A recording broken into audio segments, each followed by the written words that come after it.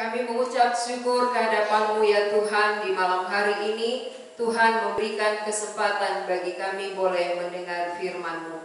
Kami menyerahkan segenap hidup kami supaya kami mengerti isi hati Tuhan.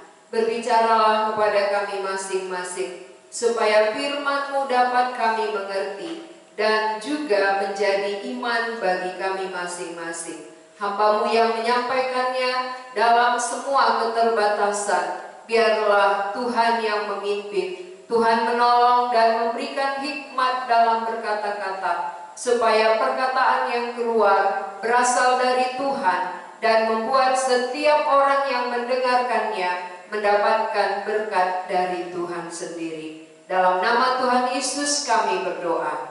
Amin. Mari kita membaca dari Yohanes pasal 10. Injil Yohanes pasal 10 ayat 1 sampai 10. Kita akan baca dalam bentuk responsoria. Kita baca secara bergantian. Saya baca ayat ganjil, saudara semua baca ayat yang benar. Gembala yang baik, aku berkata kepadamu, sesungguhnya siapa yang masuk ke dalam kandang domba dengan tidak melalui pintu, tetapi dengan memanjat tembok, ia adalah seorang pencuri dan seorang perampok. Tetapi siapa yang masuk melalui pintu, ia adalah gembala domba. Untuk dia penjaga membuka pintu, dan domba-domba mendengarkan suaranya, dan ia memanggil domba-dombanya masing-masing menurut namanya dan menuntunnya keluar. Jika semua dombanya telah dibawanya keluar, ia berjalan di depan mereka, dan domba-domba itu mengikut dia, karena mereka mengenal suaranya. Tetapi seorang asing pasti tidak mereka ikuti, malah mereka lari daripadanya, karena suara orang-orang asing tidak mereka kenal. Itulah yang dikatakan Yesus dalam perumpamaan kepada mereka, tetapi mereka tidak mengerti apa maksudnya. Ia berkata demikian kepada mereka. Maka kata Yesus sekali lagi, aku berkata kepadamu, sesungguhnya akulah pintu ke domba-domba itu. Semua orang yang datang sebelum aku adalah pencuri dan perampok, dan domba-domba itu tidak mendengar mereka. Akulah pintu, barang siapa masuk melalui aku, ia akan selamat, dan ia akan masuk dan keluar dan menemukan padang rumput. Pencuri datang hanya untuk mencuri dan membunuh dan membinasakan. Aku datang supaya mereka mempunyai hidup dan mempunyainya dalam segala kelimpahan. Ya, sampai di sini pembacaan kita malam hari ini. Yang menjadi tema kita, hidup berkelimpahan. Nah saudara, ketika mendengar tema ini, apa yang ada dalam pikiran saudara? Apa yang terpikir dengan tema hidup berkelimpahan? Mungkin yang saudara pikirkan adalah melimpah secara materi, melimpah secara berkat jasmani. Biasanya kalau berbicara tentang melimpah, dalam pikiran kita itu selalu hal-hal materi, selalu berkat-berkat dunia. Tapi apakah itu yang dimaksud di dalam firman Tuhan dari Yohanes pasal 10 ini? Mari kita perhatikan dari ayat 1 sampai ayat 10. Ayat 1 berkata bahwa sesungguhnya siapa yang masuk ke dalam kandang domba dengan tidak melalui pintu, tetapi dengan memanjat tembok, ia adalah seorang pencuri dan seorang perampok. Pada zaman dulu, ketika zaman bangsa Israel, mereka banyak sekali pekerjaannya sebagai gembala yang menggembalakan domba. Jadi kenapa Tuhan Yesus memakai kata gembala? Supaya mereka dapat mengerti dengan jelas. Tuhan Yesus sering sekali memakai perumpamaan apa yang ada di sekitar mereka, apa yang sering mereka kerjakan, sehingga itu mudah bagi mereka untuk mengerti. Maka Tuhan Yesus memakai kata akulah gembala atau akulah pintu. Kenapa? Karena kalau ada domba, dia harus masuk melalui pintu. Jadi Tuhan Yesus membuat satu perumpamaan, masuk ke dalam kandang itu harus melalui pintu. Kalau tidak melalui pintu berarti itu pencuri. Biasanya kalau nggak melalui pintu masuknya, kalau dia manjat tembok berarti pencuri. Jadi ada dua, satu gembala, satu pencuri. Gembala berarti dia pemilik, pencuri berarti perampok. Ya, perampok itu, pencuri itu berarti bukan pemilik. Nah, saudara, kalau demikian Tuhan Yesus katakan bahwa akulah pintu. Berarti kalau Yesus pintu, siapa yang masuk melalui dia, ini yang dikatakan dengan gembala. Kalau dia tidak masuk melalui pintu, tidak melalui Yesus, tapi dia bekerja, dia mengatakan aku pelayan, aku bekerja bagi Tuhan, tapi dia tidak menerima Yesus sebagai pintu, berarti dia pencuri, dia perampok. Apa pekerjaan pencuri, saudara? Apa pekerjaan perampok? Pencuri biasanya itu adalah mengambil milik orang lain untuk dirinya. Perampok itu berarti yang bukan bagiannya diambil untuk dia. Nah, kalau demikian, setiap orang yang tidak masuk melalui pintu, yang tidak masuk melalui Yesus, dia itu pencuri, dia perampok. Tapi orang yang masuk melalui pintu, itulah yang dikatakan dengan gembala. Jadi pada zaman ketika Yesus datang ke dunia ini, waktu dia datang melayani di tengah-tengah dunia, banyak yang sudah melayani sebelum dia. Banyak orang bekerja sebelum Yesus. Tapi ketika Yesus datang, mereka tidak menerima. Mereka bahkan menolak. Nah, kalau demikian, kalau mereka melayani, katanya dia melayani Tuhan, tapi menolak ketika Yesus datang, saudara kira itu siapa? Apakah itu gembala atau itu pencuri dan perampok? Tentu kalau tidak masuk melalui pintu tadi adalah Yesus, berarti itu pencuri, berarti perampok. Maka di dalam ayat 8 dikatakan oleh Tuhan Yesus, semua orang yang datang sebelum aku adalah pencuri dan perampok. Sebelum aku, artinya sebelum orang menerima aku, sebelum orang menyambut aku, percaya kepadaku, ketika dia melayani, dia itu perampok, dia itu pencuri. Apa yang dirampoknya, apa yang dicurinya? Arti pencuri dan perampok itu biasanya dia memikirkan dirinya sendiri. Dia cari keuntungan bagi kehidupannya. Ini pencuri. Maka saudara-saudara juga kalau datang kepada Tuhan, berdoa kepada Tuhan, lalu doanya hanya untuk keuntungan diri sendiri, itu sama dengan pencuri. Itu sama halnya dengan perampok. Datang kepada Tuhan dengan tujuan menguntungkan diri sendiri. Datang kepada Tuhan untuk mengambil keuntungan bagi kehidupan kita. Sebagai contoh, apa keuntungan? Kita berdoa, Tuhan tambahkanlah rezekiku, tambahkanlah iniku dan ituku. Ini namanya perampok. Dia mencari keuntungan bagi dirinya sendiri. Ini yang dimaksud dengan pencuri dan perampok. Pencuri perampok itu adalah hidup untuk diri sendiri, memikirkan diri sendiri, keuntungan diri sendiri. Ini termasuk pencuri. Jadi kalau demikian saudara, orang yang melayani juga bisa. Bukan hanya orang yang tidak melayani, tetapi melayani juga bisa cari keuntungan bagi diri sendiri. Inilah yang terjadi kepada orang-orang Farisi pada zaman Tuhan Yesus datang. Ketika Yesus datang, orang Farisi, orang-orang ahli-ahli Taurat pada waktu itu yang melayani di bait suci, mereka cari keuntungan. Apa keuntungan mereka? Mereka memakai bait suci yang ada di halaman untuk berjual beli.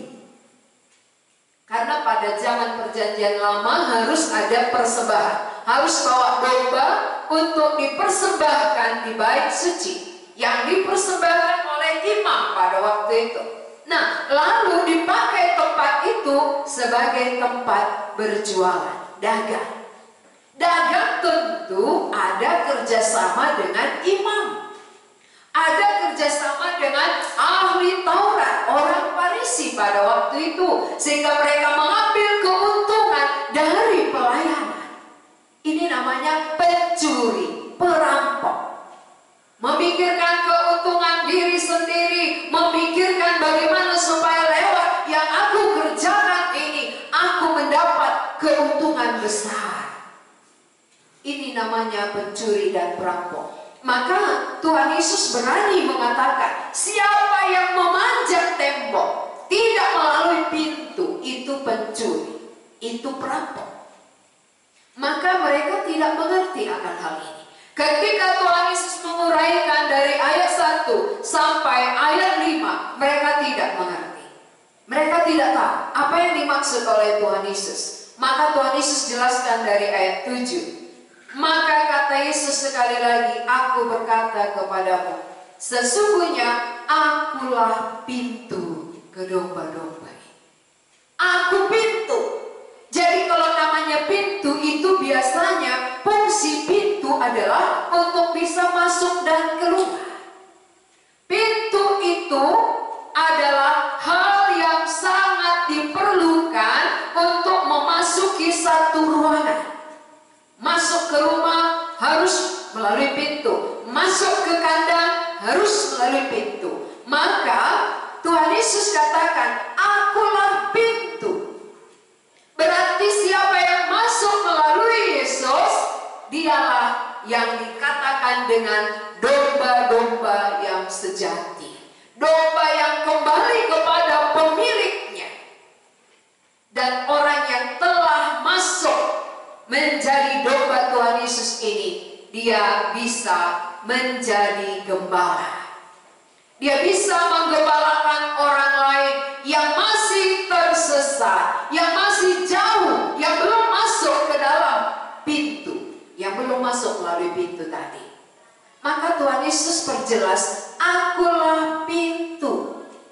Dan ayat 9 juga diulangi oleh Tuhan Yesus. Akulah pintu. Untuk apa pintu? Bukan untuk pajangan, bukan untuk dilihat-lihat, saudara. Pintu itu berfungsi orang bisa masuk dan keluar. Berarti tujuan Tuhan Yesus mengatakan, akulah pintu, supaya yang di luar tadi bisa masuk, yang jauh tadi datang, yang pencuri tadi tidak lagi bisa mencuri. Itu maka Tuhan Yesus katakan, akulah pintu. Kita ingat ya saudara, dari pasal 9. Pasal 9 itu ada orang buta yang disembuhkan oleh Tuhan Yesus. Ketika Tuhan Yesus menyembuhkan dia sebenarnya belum tahu siapa yang menyembuhkan matanya. Maka ketika ditanya, dia tidak bisa menjelaskan, namun Tuhan Yesus menjumpai dia. Nah, ketika Tuhan Yesus menjumpai dia, barulah dia sadar, barulah dia tahu Yesus itu rupanya yang menyembuhkan dia. Sebelumnya dia tidak tahu, maka sesudah dia tahu, dia mau percaya mengikut Yesus. Itulah artinya, akulah pintu. Pintu kemana? Pintu kepada keselamatan. Ayat 9. Akulah pintu, barang siapa masuk melalui aku, ia akan selamat. Barang siapa masuk melalui pintu, dia akan selamat. Selamat dalam arti kata apa ini? Seringkali kita sebagai orang Kristen, kita katakan, aku udah percaya Yesus, aku sudah selamat, aku sudah diampuni, aku sudah yakin masuk surga. Hanya itu yang kita tahu selamat. Tapi lebih dalam arti selamat ini adalah kita selamat dari tabiat kita, dari karakter kita. Selama ini adalah karakter dan tabiat pencuri. Tabiat yang sudah tertanam di dalam diri kita secara lahiriah, ya, sejak kita ada di bumi, itu sudah tertanam. Karakter tabiat kita sudah mendarah daging sebagai pencuri. Maka kemana-mana kita selalu mencari keuntungan. Bukan hanya di dalam pekerjaan, tapi secara kerohanian.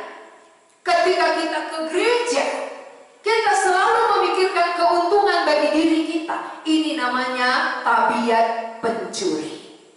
Berarti kalau selamat itu lepas dari tabiatnya, dilepaskan dari tabiat pencuri dan perampok. Nah, kalau demikian, selamat artinya dia diperbaharui oleh Tuhan Yesus. Tabiat yang mencuri tadi diperbaharui oleh Tuhan, sehingga dia bisa mengasihi orang lain, memberi kepada orang lain, memperhatikan orang lain, menguntungkan kerajaan Allah. Tadi dia mau menguntungkan diri sendiri. Dia cari keuntungan pribadi, hidup untuk diri sendiri, hidup bagi keuntungan pribadi. Tapi orang yang telah masuk melalui pintu, dia selamat. Selamat, bebas, lepas dari tabiat yang tadinya pencuri menjadi orang yang berkelimpahan. Dia melimpah, arti melimpah, dia tidak memikirkan diri sendiri lagi, tapi dia bisa pikirkan orang lain. Dia bisa menguntungkan kerajaan Allah, dia bisa menguntungkan orang lain. Inilah melimpah yang dimaksud di dalam ayat 10 ini. Jadi kalau kita sering berpikir melimpah adalah materi, melimpah adalah benda-benda, ini salah. Ini salah, bukan itu yang dimaksud oleh Tuhan Yesus. Pengertian kita yang salah selama ini diluruskan oleh Tuhan. Maka selamat itu artinya pola pikir kita diperbaharui Tuhan. Itulah selamat. Selamat dari pola pikir, selamat dari tabiat, selamat dari karakter. Karakter yang bagaimana? Karakter pencuri, karakter yang selalu mau mencari keuntungan pribadi, keuntungan diri sendiri, berdoa untuk keuntungan pribadi, ke gereja untuk keuntungan pribadi, melayani untuk keuntungan pribadi.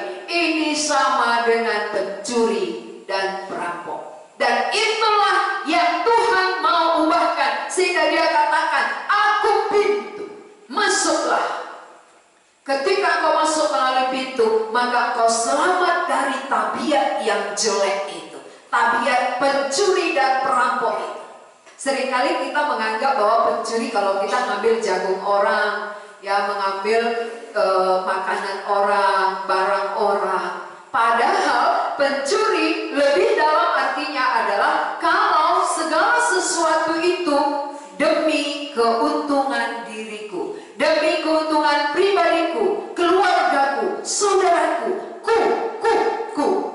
Kalau semuanya untukku, itu pencuri. Seharusnya kalau kita masuk melalui pintu itu diselamatkan, berarti aku berguna bagi kerajaan Allah. Aku diselamatkan berarti diubahkan menguntungkan Allah, bukan lagi menguntungkan diriku. Jadi saudara-saudara, sudahkah saudara lepas dari pencuri? Atau sampai malam ini pun saudara masih pencuri dan perampok? Yang datang, setiap datang kepada Tuhan selalu Sehingga kalau tidak diuntungkan, kita marah kepada Tuhan. Itu pencuri. Siapa yang merasa tidak diuntungkan, siapa merasa doanya tidak dijawab, marah kepada Tuhan, berarti pencuri. Kalau kita sudah masuk melalui pintu, kita selamat dari tabiat seperti itu, berarti pola pikir kita diubah oleh Tuhan, tabiat kita diubah oleh Tuhan, menguntungkan. Yang tadinya pencuri mengambil keuntungan, sekarang selamat artinya memberi keuntungan. Jadi kalau demikian saya boleh tanya saudara-saudara, sudahkah saudara selamat? Kalau belum diubahkan oleh Tuhan dalam segala sesuatu, pola pikir, tabiat, karakter kita, kita katakan aku sudah selamat. Dari mana kita selamat? Padahal tabiat kita, karakter, pola pikir kita pun masih tetap sama seperti pencuri tadi. Selalu mencari kemuliaan Tuhan untuk kemuliaan diri sendiri, ini juga pencuri. Misalnya kalau kita tampil di depan, ini bagaimana aku dipuji orang, bagaimana aku termulia, berarti saya juga pencuri. Ya, bagaimana suaraku ini merdu, lalu dipuji orang, pencuri. Berarti banyak sekali orang sudah masuk, tapi mencuri, bahaya. Selamat artinya berarti lepas dari tabiat lama, lepas dari pencuri, perampok, dan selamat menjadi tabiat baru, karakter baru, pola pikir baru. Pola pikir baru yang bagaimana? Yang mau memberi keuntungan kepada Allah yang telah menyelamatkan hidupku. Ini baru selamat. Ini baru tepat orang yang selamat. Sehingga kita tidak menipu diri sendiri. Kita katakan kita selamat, tapi tiap-tiap hari kita mencuri kemuliaan Allah. Tiap hari kita mencuri keuntungan bagi diri kita sendiri. Bukan mencari keuntungan bagi Allah. Nah, itu yang pertama. Kedua, ia akan masuk dan keluar. Selain dia selamat, kedua masuk dan keluar. Kalau masuk melalui pintu berarti dia sudah bersekutu bersama dengan domba-domba Tuhan Yesus yang lainnya. Nah, ketika kita bersekutu dengan domba-domba Tuhan Yesus yang lain, kita merasa enak sekali, kita merasa nyaman sekali. Makanya kita sering sekali ngumpul-ngumpul. Ya, enak cerita-cerita, ya nyaman. Kenapa? Sama hatinya, sama-sama ada Tuhan, sama-sama sudah diampuni, sama-sama sukacita. Ya maunya kita aja terus. Kalau keluar sana gak enak, kenapa? Nanti ketemu dengan orang berdosa, nanti kita dibentak, nanti ditolak. Kalau kita beritakan Injil, maka di dalam aja, sesama kita aja. Nah, ini berarti dia masuk tapi tidak keluar. Dia hanya di dalam aja.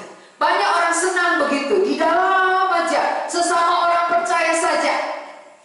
Tapi kalau kita tahu bahwa melalui Yesus itu adalah pintu untuk menjadi domba, bukan berarti domba gak bisa lagi keluar mencari domba yang sesat.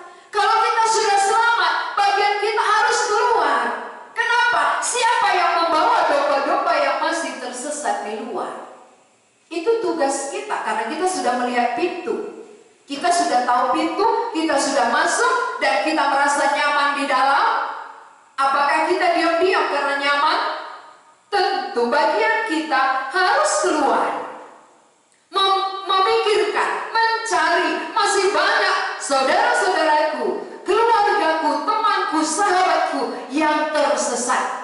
Domba-domba yang tidak tahu jalan pulang, sehingga aku harus mencari mereka supaya aku bawa melalui pintu ini, agar kami bisa sama-sama masuk, supaya kami bisa sama-sama selamat. Jadi pintu ke dalam keselamatan tidak ada pilihan, saudara, hanya satu-satunya, Yesus Kristus. Maka Tuhan Yesus katakan, akulah pintu, di luar dia tidak bisa. Tidak ada pintu yang lain. Kalau pintu rumah kita mungkin banyak pintu-pintunya, tapi pintu ke dalam keselamatan hanya melalui Yesus yang mengubah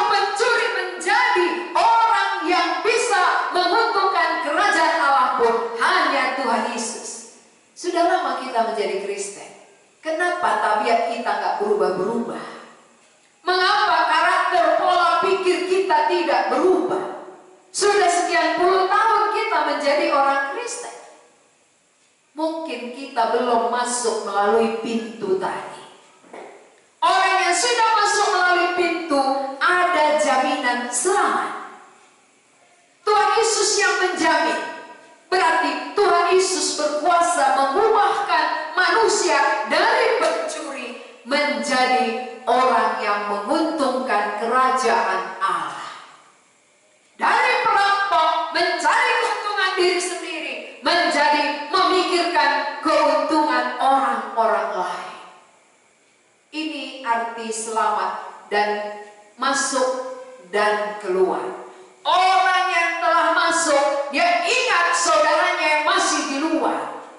Gak mungkin dia masuk nyaman di dalam, lalu keluarganya yang di luar sana, ya digigit nyamuk, kena hujan dan sebagainya, dia biarkan. Pasti dia tolong. Pasti dia cari. Kalau kebanjiran aja kita sudah aman, kita pikirkan keluarga kita. Gak mungkin ya orang saya sudah aman kok, udah selamat di sini, biarlah mereka semua tenggelam, gak apa-apa. Gak ada seperti itu. Kalau kita sudah masuk melalui pintu, pasti kita merasa nyaman di dalam. Kita pikirkan keluarga kita yang masih di luar, lalu kita keluar mencari mereka supaya bisa masuk melalui pintu. Itulah Yesus Kristus. Agar kita sama-sama masuk, sama-sama selamat, sama-sama diubahkan oleh Tuhan dan berguna bagi kerajaan Allah. Itu tujuan Allah memanggil kita untuk masuk melalui pintu. Dan yang kemudian menemukan padang rumput, itu berarti Allah menjamin kehidupan kita. Walaupun ada pencuri di luar banyak sekali pencuri, tapi ketika kita pergi mencari orang-orang yang tersesat, ada perlindungan Tuhan, ada penyertaan Tuhan. Tuhan menjamin kehidupan kita bagi orang yang sudah masuk melalui pintu itu. Ayat 10, pencuri datang hanya untuk mencuri dan membunuh dan membinasakan. Berarti mengapa pencuri tujuannya hanya mencuri, membunuh, membinasakan? Karena dia bukan pemilik. Ingat ya, dia bukan pemilik. Tapi kalau dia pemilik, pasti dia rela berkorban untuk miliknya. Biasanya kalau ada pencuri domba, dia gak sayang dengan domba itu, karena bukan miliknya. Jadi tujuan pencuri itu adalah mencuri, artinya mencari keuntungannya. Membunuh, gak peduli apakah orang ini ngerti atau tidak ngerti firman. Kalau dia terus dicuri, kalau dia melayani demi keuntungannya tiap-tiap hari, pasti yang dilayani ini mati dalam dosanya. Karena gak pernah dikasih tahu, gak pernah diarahkan, gak pernah dibawa kepada pintu tadi. Sama halnya ketika orang-orang Farisi mengajak orang banyak, orang Yahudi, mereka tunduk di bawah hukum Taurat. Tapi ketika Yesus datang, mereka tidak menerima. Mereka malah melarang orang banyak untuk mengikut Yesus. Ini artinya apa? Mereka membiarkan mereka mati dalam dosanya. Sama halnya dengan membunuh saudara. Mengajar, melayani, tapi tidak datang kepada Yesus. Sama halnya dengan membunuh, membiarkan orang yang dilayani ini mati. Itu membunuh namanya. Dan membinasakan. Kalau dia mati dalam dosa, dia tidak masuk melalui pintu, berarti pasti binasa. Yang selamat itu hanya yang masuk melalui pintu. Tapi siapa yang di luar pintu, dia akan binasa.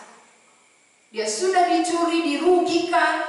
Dari materi dia dirugikan, dari waktu, tenaga, lalu jiwanya pun binasa.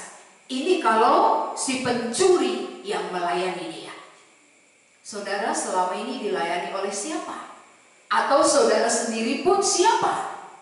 Manakala saudara pun masih si pencuri yang belum diubahkan oleh Tuhan. Karakter tabiat kita tetap sama dari tahun ke tahun. Kita menganggap itu hal yang biasa, hal yang sama. Kita tidak merasa aneh dengan tabiat, dengan pikiran kita yang kotor. Kita tidak merasa aneh kalau kita selalu datang dengan mencari keuntungan-keuntungan pribadi.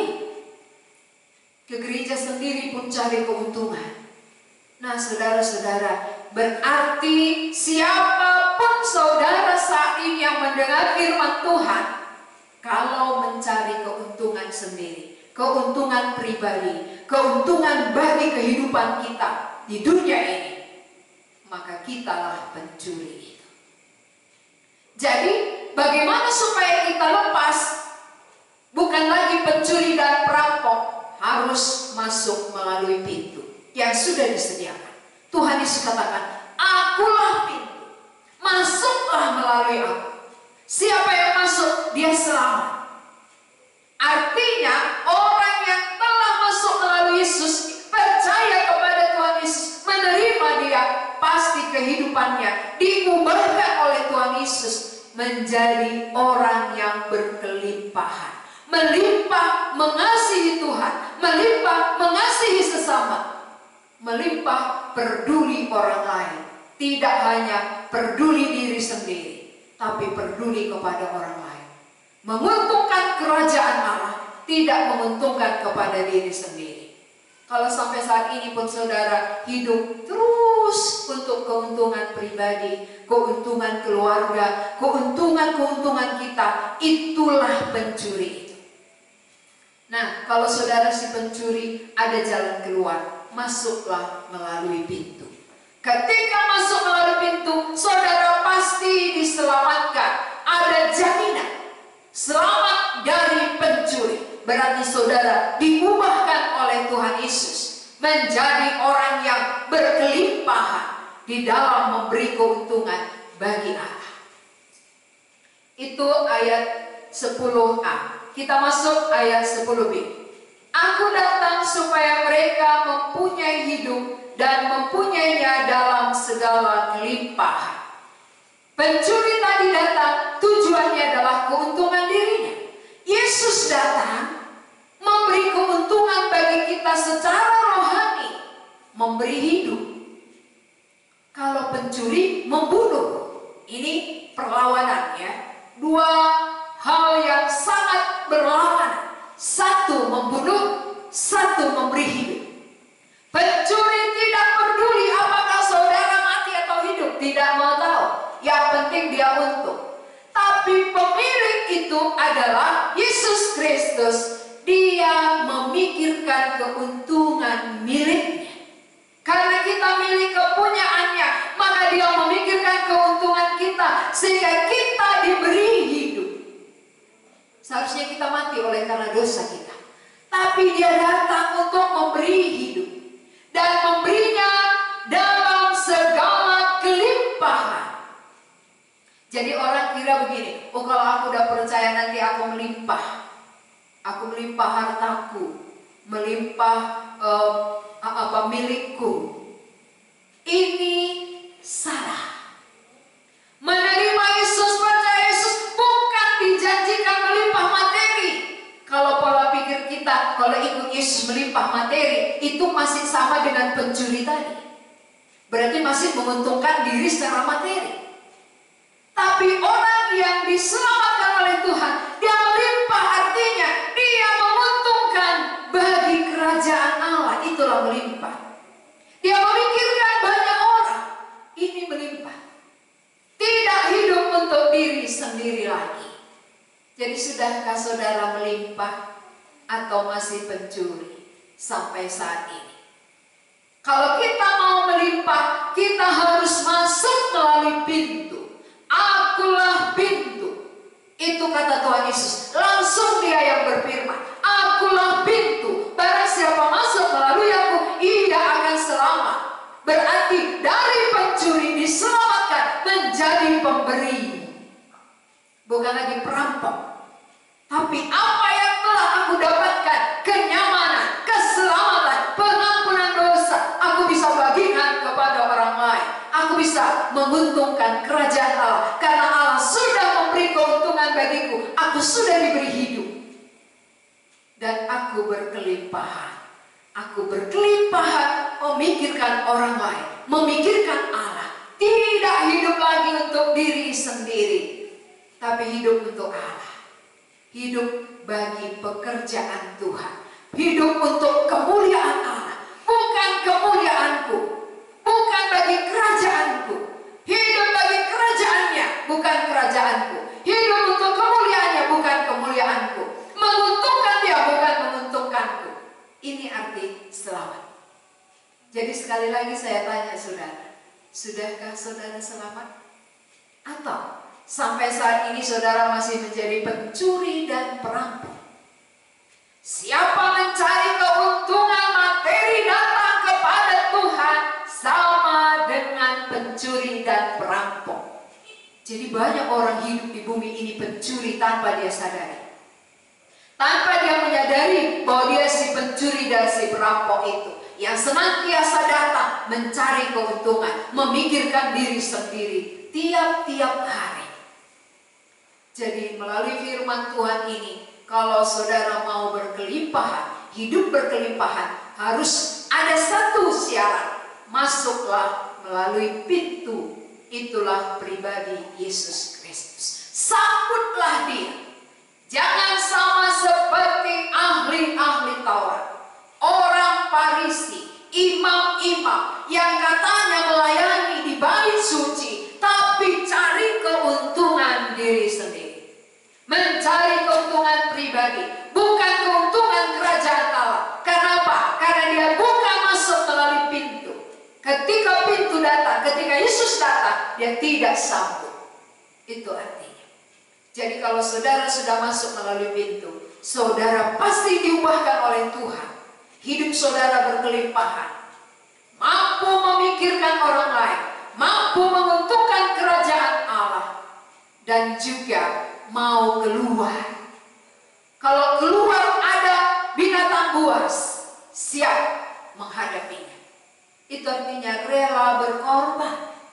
Orang yang sudah selamat, dia rela berkorban demi domba-domba yang masih tersesat. Bukan demi kenyamananku. Bagaimana aku aman? Bagaimana aku tenang? Bukan. Tapi bagaimana supaya orang yang sudah masuk melalui pintu, memikirkan orang lain, dia rela berkorban. Itulah yang dimaksud dengan gembala. Gembala itu rela berkorban oleh karena dia pemilik. Jadi orang yang sudah masuk melalui pintu pun dia bisa menjadi gembala. Dia bisa memikirkan domba-domba yang tersesat untuk dibawa pulang.